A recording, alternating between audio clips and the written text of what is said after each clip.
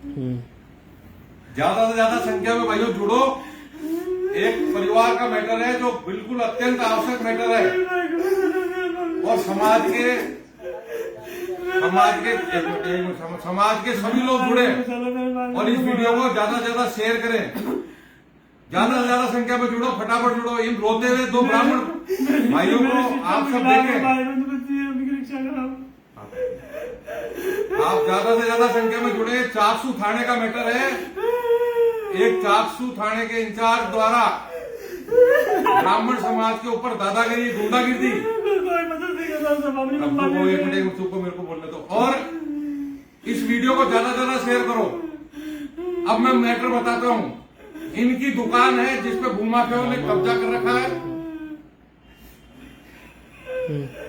इनकी दुकान है जो मेरे साथ बैठे ब्राह्मण बंधु हैं। इनकी दुकान पे एक भूमाफिया द्वारा कब्जा किया गया है और जब कब्जा करने के बाद इन्होंने जब रिपोर्ट दर्ज कराई थाने में, उस इंचार्ज ने, चाकसू थाना इंचार्ज ने रिपोर्ट लेने से मना कर दिया। उल्टा इन पे मुकदमा दर्ज कर लिया और इनके ही परिवार की महिलाओं को बंद करके थाने में छेड़छाड़ करी। अभी भी एक बच्चे को वहां बैठा रखा है और वहां दुर्भाग्यवश डिप्टी जो है वो भी ब्राह्मण है। तो उन डिप्टी साहब से हम ये कहना चाहते हैं, कोई हम अनवांटेड आपसे ये नहीं चाहते कि आप हमारी मदद करें, पर कानून का साथ दें।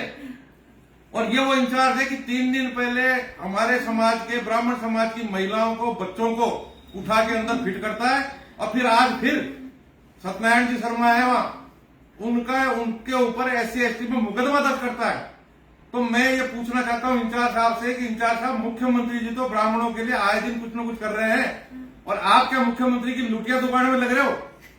डिप्टी साहब आप ही साथ में हो।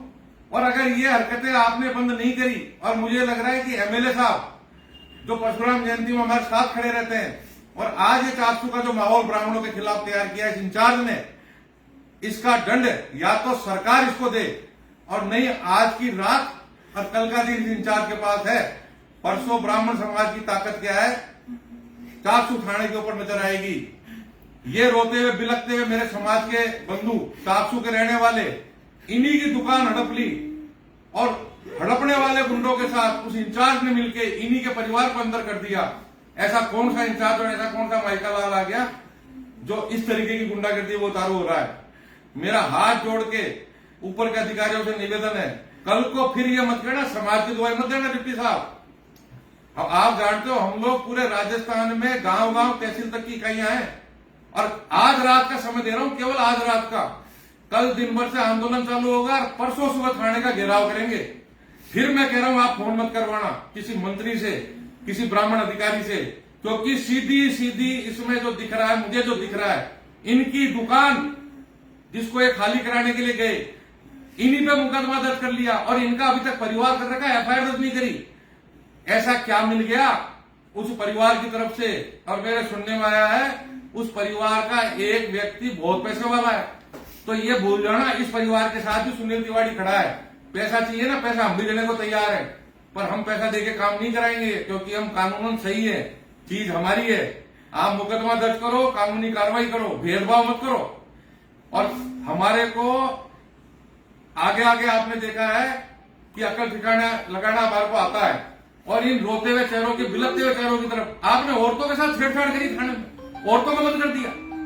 मैं मुख्यमंत्री जी से निवेदन करूंगा, क्योंकि गृह मंत्री भी मुख्यमंत्री है, आप हमारे समाज के लिए विप्र कल्याण बोर्ड बना रहे हो, इतने अच्छे अच्छे काम कर रहे हो और इस गुंडे को देखो क्या कर रहा है, थाने में बैठ के सीधी सीधी गुंडागिर्दी। ये गुंडागिर्दी नहीं चलेगी, इस गुंडागिर्दी को रोके और ये अपने तत्काल प्रभाव से माफी मांगे परिवार से, और जिस बच्चे को अंदर बैठा रखा उसका भी तुरंत प्रभाव से छोड़े। और नहीं, कल सुबह से आंदोलन चालू होगा और परसों सुबह चाकसू थाने को उग्र आंदोलन ब्राह्मण समाज करेगा। जय परशुराम।